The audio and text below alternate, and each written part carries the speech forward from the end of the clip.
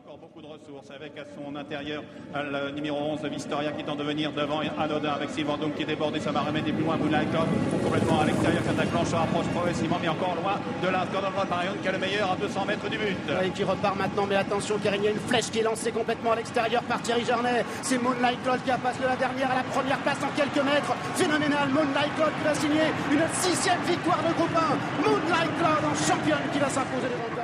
Oui, c'est absolument fantastique, c'est un phénomène, quoi. C'est une jument extraordinaire, douée d'une vitesse hors du commun. C'est exceptionnel. Bon, c'est sa dernière course en France, probablement. On a apprécié donc la dernière démonstration de Moonlight Club sur le sol français avant Hong Kong.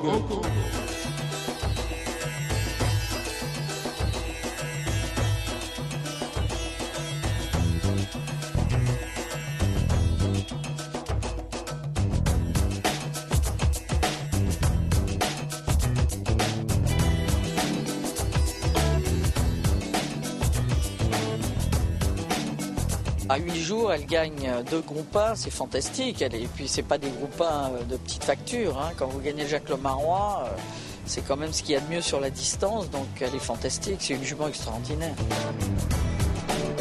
Elle fait partie des chevaux qui ont un changement de vitesse exceptionnel. Et c'est toujours très, très beau de voir un cheval qui est cette classe. C'est une jument exceptionnelle. Elle a un cœur, son cœur est énorme. C'est une besogneuse, elle aime travailler, elle aime courir. Si je suis battu par une craque de la trempe de Moonlight Cloud dimanche, c'est pas grave.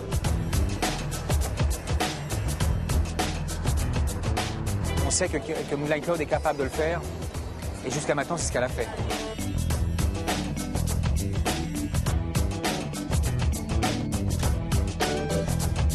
A lot of pressure for it not to be her last race, but for whatever reason, I feel that when you run horses too much, and the other reason is it's nice to quit on a up year.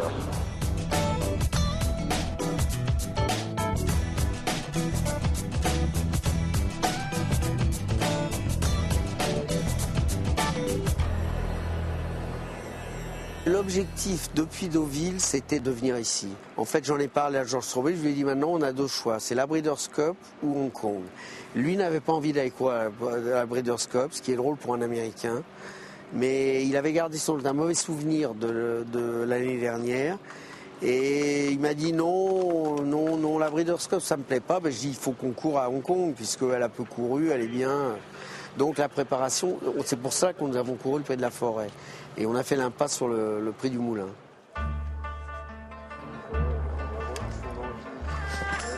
Tiens, la blâme.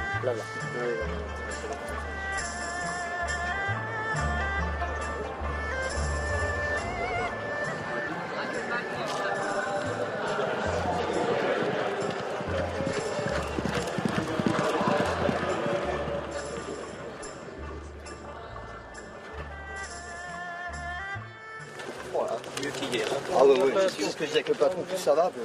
Hein, elle monte en flèche. Ah ouais. Ça va? Pas nerveux. Non. Ouais, quand elle est partie, j'ai dit tu vas pas être bien. Elle m'embête un peu. Ouais, c'est ça. Ouais. J'arrive pas à la faire marcher entre les deux. Ah ouais. Bon c'est pas très grave, remarque, on reste pas longtemps sur la piste. Ça va aller pour rentrer? Ouais. Essayer d'avoir un leader. Ouais, s'il rentre lui là. Ouais. Sinon, faut que je t'accompagne. Alors, moi, je suis le garçon de voyage, le premier garçon de voyage. C'est-à-dire, je suis responsable du personnel et des chevaux aux courses. Voilà mon rôle. Donc, c'est moi qui ai amené la jument, qui m'en occupe. Et il y a Philippe Copin, qui est le cavalier d'entraînement, qui est là. Ouais. Je voyais que t'étais un peu de mal à t'arrêter, non? Ça va? Non. Ça va? Allez.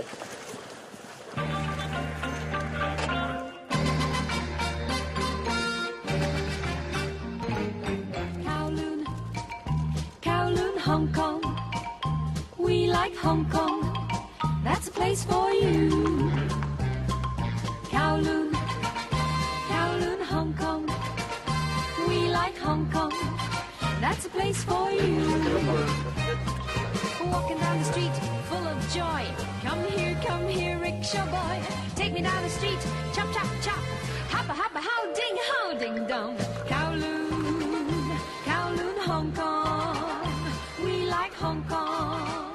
That's a place. Je suis venu à Hong Kong, je crois, la première fois, j'avais 25 ans.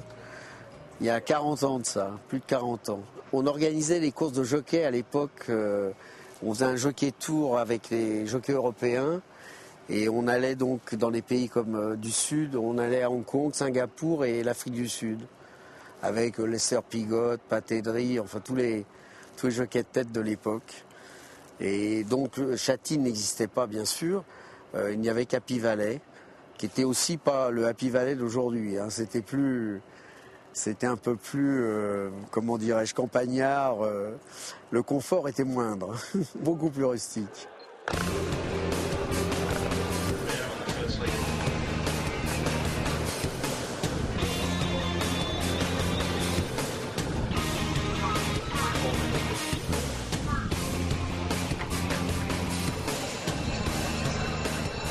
Happy Valley is very unique. It's right in the middle of the city. It's more of our entertainment race course, where it's the home of, generally speaking, Wednesday night racing.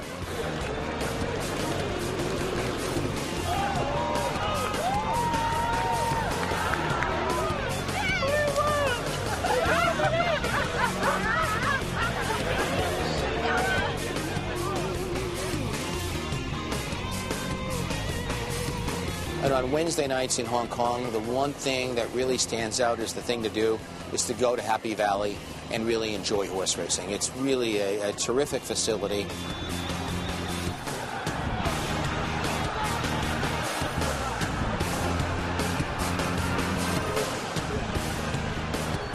So all of our Group 1 races, whether domestic or international, are run here.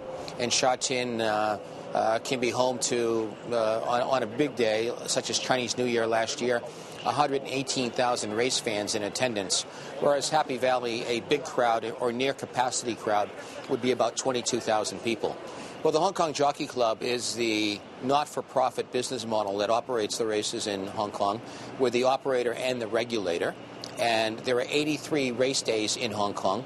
All of the horses that compete here must be part of the Hong Kong resident horse population. So there's no breeding in Hong Kong. Horses are brought in from Europe, from America, but mostly from Australia and New Zealand, and they become part of the local horse population. What time is this today? What time is this thing? The draw is at 11. The draw is at 11. Les entraîneurs ne sont pas salariés. Quelle est la grande différence entre nous aujourd'hui et les entraîneurs en France? Nous faisons aucune facturation et nous employons personne. Donc tout est géré par le club. Okay or not okay? Okay. Turn around and I want to see him trot. Trot là. Donc mon travail, c'est simplement entraîner les chevaux de course qui est très intéressant parce qu'en France, on connaît toutes on a beaucoup de travail avec l'administration et les charges, le personnel, etc. Donc ici, on peut vraiment concentrer sur notre propre travail. Surtout à Hong Kong, il y a quelque chose de magique. Les gens ont quand même l'influence du jeu énormément et il y a un professionnalisme ici qui est un petit peu, qui dépasse un petit peu toutes les pensées et je trouve que pour la profession, c'est une bonne chose. 3, 2, 1. Gary Stevens representing the USA, over 5,000 global career wins, representing Hong Kong, leading jockey in the Hong Kongs this season, and Maxime Dion representing France. Well, it goes way back, but it became professional in the 1970s. So it's been professional for about 40 years. And it's the biggest sport in Hong Kong. There's no other sport that would compare to horse racing. It's a dominant part of the landscape here and a big part of Hong Kong culture and what Hong Kong people like to do for entertainment. Ce qui est plaisant à Hong Kong, c'est que le système du Hong Kong Jockey Club, c'est qu'il essaie toujours de progresser. Il n'y a pas un moment où ça stagne, c'est tous les ans, on essaie d'améliorer, on essaie de corriger les défauts, on essaie de ramener... savoir que tout va à la charité, donc ça reste un outil de travail hyper important, le Hong Kong Jockey Club, pour le gouvernement de Hong Kong, pour tout ce qui est charité, etc.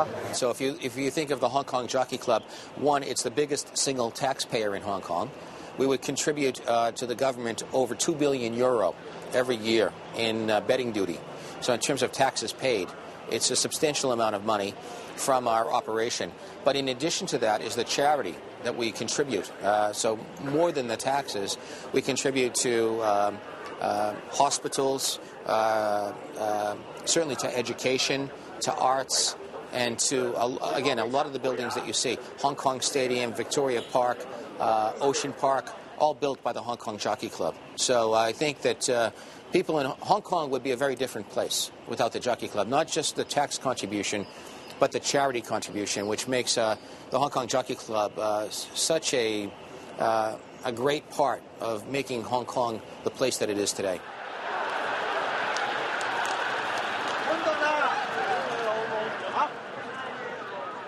Il a une fierté d'être sélectionné dans l'équipe Hong Kong contre les étrangers. J'ai déjà des propriétaires qui parlent, j'espère que vous avez votre drapeau de Hong Kong, mais ils sont très fiers d'être représentés pour Hong Kong. C'est un moment très important pour eux. Les propriétaires, ils dépensent beaucoup d'argent, donc ils peuvent acheter vraiment des top chevaux n'importe où au monde. But it's been over the last 10 years or so that this race day has arrived on the global scene as one of the real major racing events in the world. Arc Day, Royal Ascot, Breeders' Cup, Dubai World Cup, possibly the Melbourne Cup, Hong Kong International Races. Those seem to be the big days in the sport globally.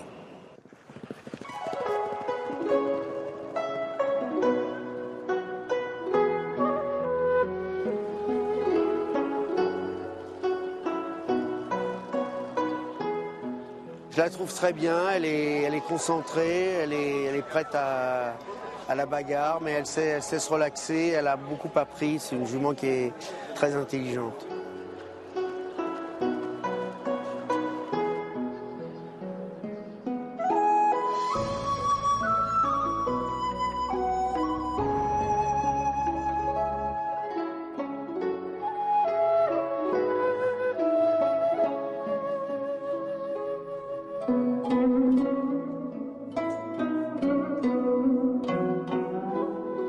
I always name all the horses.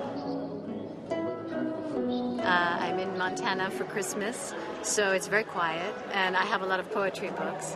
I was reading some poetry from Pablo Neruda, and he used the word moonlight describing something, and later on in the poem is the word cloud, talking about the clouds. So I decided to put these two words together and name Moonlight Cloud from this poem.